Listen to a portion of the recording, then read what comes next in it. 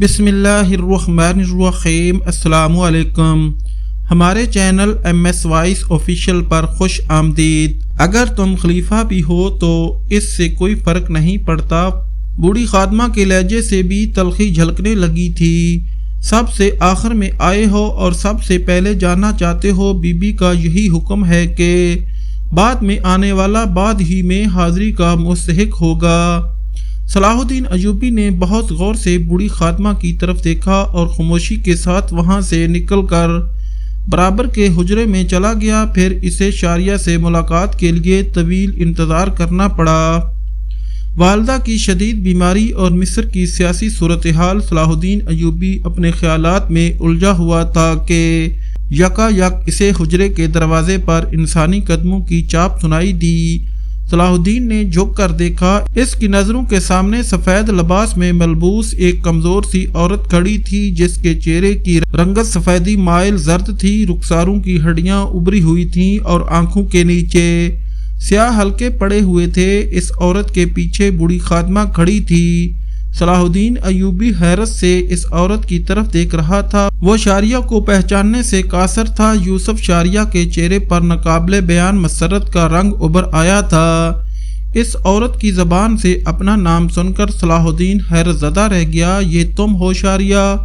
مجھے بہت دیر سے بتایا گیا کہ تم آئے ہوئے ہو، شاریہ نے معذرت کے لہجے میں کہا۔ پھر اپنی بوڑھی خاتمہ سے مخاطب ہو کر بولی، یہ میرے مہمان خاص ہیں، ان کی تواضع کا کچھ سامان کرو۔ بوڑھی عورت بھی شدید حیرت میں مبتلا تھی کہ آخر یہ کون مرد ہے کہ جس کے استقبال کے لیے اس کی بیوی کو خود آنا پڑا۔ جب خاتمہ چلی گئی تو شاریہ صلاح الدین کو لے کر حجرے میں آ گئی۔ میں نے تمہیں نہیں پہچانا شاریہ، صلاح الدین ایوبی کے لہجے میں اداسی جھلک رہی تھی۔ نہ وہ رنگ، نہ وہ دلکش خد و خال، چند روز میں سب کچھ بدل گیا۔ تم بھی تو بدل گئے۔ یوسف شاریہ بڑے حوصلے کے ساتھ مسکرائی۔ پورا مصر فتح کر ڈالا اور وزیر اعظم بن گئے۔ اپنی عظیم الشان کامیابیوں پر میری طرف سے مبارکباد قبول کرو۔ شاریہ کی زہری حالت دیکھ کر صلاح الدین ایوبی بہت زیادہ رنجیدہ ہو گیا تھا۔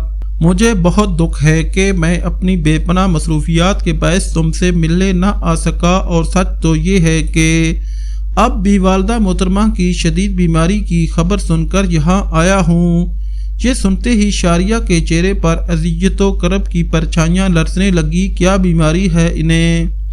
شدت غم سے شاریہ کی آواز لرزنے لگی تھی۔ کوئی نہیں جانتا کہ انہیں کیا بیماری ہے، مگر ہر طبیب یہی کہتا ہے کہ وہ قبر کے دہانے پر کھڑی ہیں۔ شاریہ بھی زبیدہ خانم کو اپنی ماں کی طرح چاہتی تھی، مگر نجم الدین ایوب کی وجہ سے یہ رشتہ ختم ہو گیا تھا۔ پھر بھی زبیدہ خانم اسے اکثر یاد کیا کرتی تھیں۔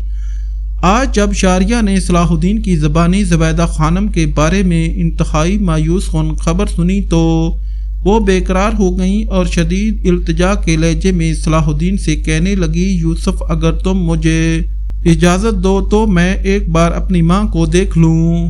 شاریہ کی درخواست سن کر صلاح الدین کی آنکھوں میں آنسو آ گئے۔ میں تو خود تمہارے پاس آیا ہوں کہ تم والدہ صاحبہ کی صحت کے لیے دعا کرو کہ اب دعا ہی ان کا علاج ہے۔ پھر شاریہ صلاح الدین کے ساتھ ان کے گھر پہنچی۔ زبیدہ خانم پہچاننے میں نہیں آئی تھی اور خود شاریہ اتنی بدل گئی کہ زبیدہ خانم اسے پہچان نہ سکی، اور پھر جب خود صلاح الدین نے انہیں بتایا تو وہ شاریہ کو دیکھ کر رونے لگی۔ میری بچی، ہم سب مجبور ہیں، مگر وہ مالک و مختار ہے۔ شاریہ جھکی، زبیدہ خانم کے ماتھے کو بوسہ دیا اور ان کا چہرہ اپنے دونوں ہاتھوں کے درمیان لے کر انتہائی رکت امیز لہجے میں کہنے لگی، اے موت و حیات کے مالک، اگر میری ماں کا وقت پورا ہو چکا ہے تو ان کی جگہ میرا صدقہ جان قبول کر لے۔ اگر ان کی سانسیں باقی ہیں تو میری زندگی کے ماہ و سال انہیں بخش دے۔ یہ دعا مانگنے کے بعد شاریہ نے زبیدہ خانم کے سر سے لے کر پاؤں تک 7 بار اپنے دونوں ہاتھ پھیرے۔ ہر مرتبہ وہ زبان سے چند مخصوص کلمات ادا کرتی تھی، ہر بلا دور، بہت ہی دور۔ یہ عمل کر کے شاریہ اپنی خانقاہ واپس چلی گئی اور زبیدہ خانم حیرت انگیز طور پر صحتیاب ہونے لگی۔ صلاح الدین شاریہ کے اس طرز عمل پر حیران رہ گیا تھا۔ پھر ایک دن اس نے بڑے پرسوز لہجے میں اپنی والدہ سے کہا، ام محترم آپ نے دیکھی شاریہ کی محبت، مگر پھر بھی آپ کی صحت کے لیے اپنا صدقہ جان دینے پر آمادہ ہے، اور ایک ہم ہیں آپ کی حقیقی اولاد، مگر کسی بھائی کو بھی اپنی ماں کے لیے یہ دعا مانگنے کی توفیق نہیں ہوئی۔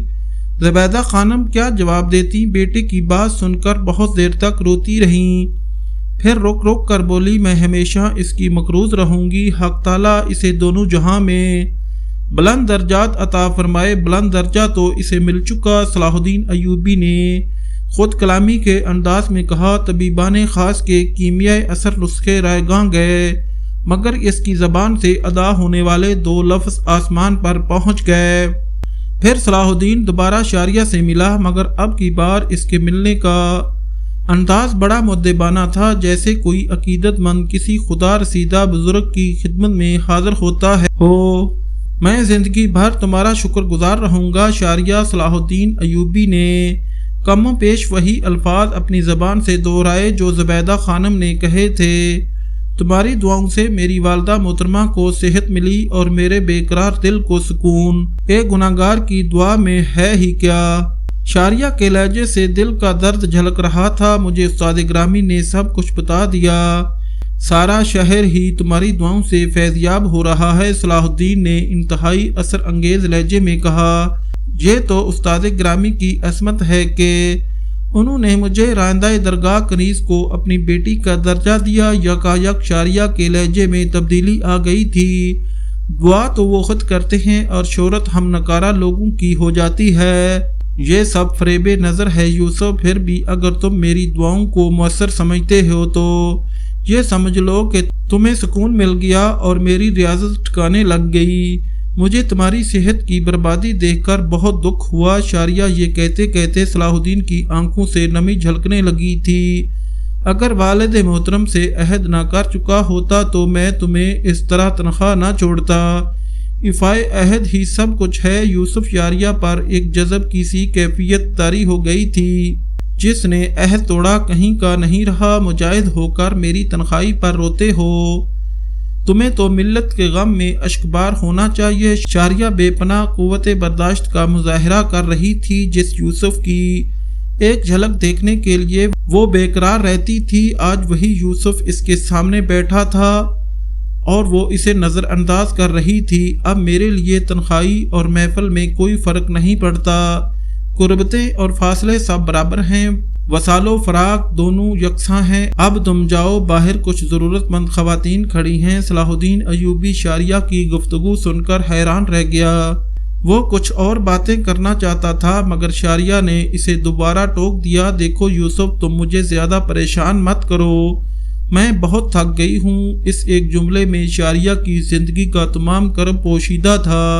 صلاح الدین اس کی مجبوریوں کو سمجھتے ہوئے اٹھ کھڑا ہوا۔ شاریہ نے اسے آخری نصیحت کرتے ہوئے کہا، یوسف تمہاری منزل بہت دور ہے، اتنی دور کہ تم ان فاصلوں کا اندازہ بھی نہیں کر سکتے۔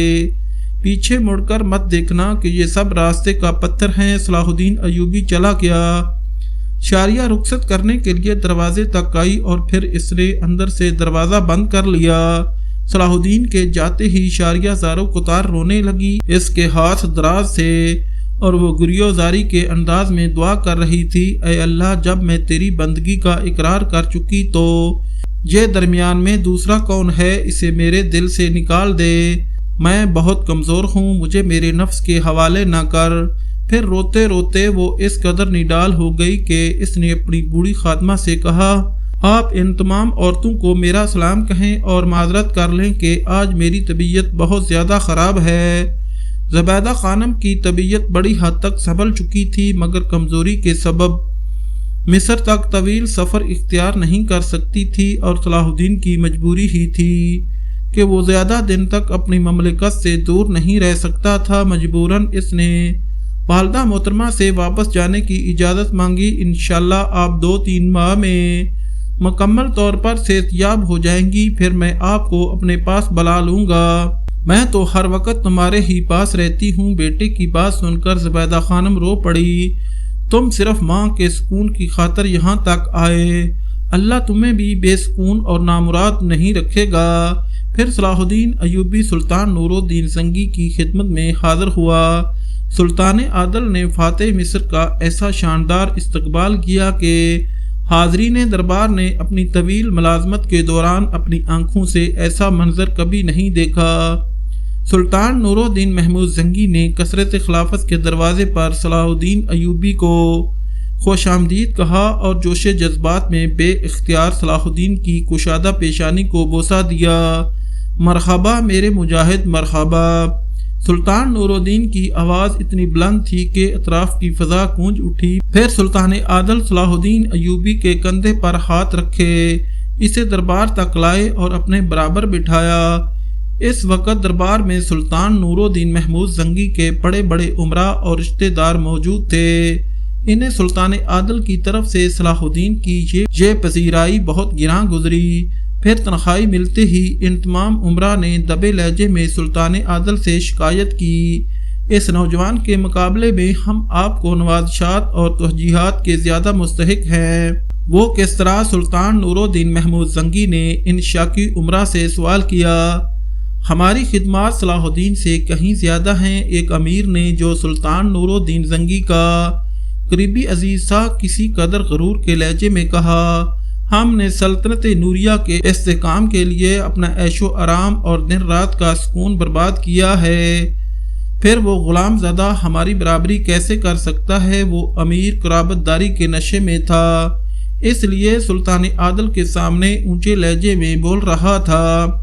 سلطان نور الدین زنگی بہت متحمل مزاج انسان تھے، مگر اپنے امیر کی لفظانی سن کر نہایت برہم ہو گئے۔ وہ غلام زادہ ہرگز نہیں ہے، سلطان نور الدین محمود زنگی نے غضبناک لہجے میں کہا، اور اگر بالفرض ہے بھی تو ان آقاؤں سے بہتر ہے جو اپنی نفس پرستی اور نمود و نمائش کے لیے زندہ رہتے ہیں۔ تم نے سلطنت نوریہ کے قیام میں میرے ساتھ تعاون کیا، میں نے اس کا بہترین معاوضہ ادا کر دیا۔ اگر میں تمہارا احتساب شروع کر دوں تو تم سب کے سب مجرم قرار پاؤ گے۔ یہ شاندار مکانات، یہ زر و جواہر، یہ اعلیٰ نسل کے گھوڑے، یہ غلام، یہ کنیزیں، کیا یہ سب ساز و سامان تم اپنے ساتھ لے کر پیدا ہوئے تھے؟ سلطان نور الدین زنگی نے آج اپنے ایک ایک امیر کی نقاب کشائی کر دی تھی۔ سلطان عادل کے بگڑے ہوئے تیور دیکھ کر تمام امراء کے چہروں پر خوف کی پرچھائیاں لرزنے لگیں اور ان کے سر بار ندامت سے جھک گئے۔ تم صلاح الدین ایوبی کے برابر کھڑے ہونے کے قابل بھی نہیں ہو۔ سلطان عادل کا لہجہ بدستور غضبناک تھا۔ وہ مرد مجاہد ہے، میرا خواب، میری امیدوں کا مرکز، حق تعالیٰ نے اسے امین بنایا ہے۔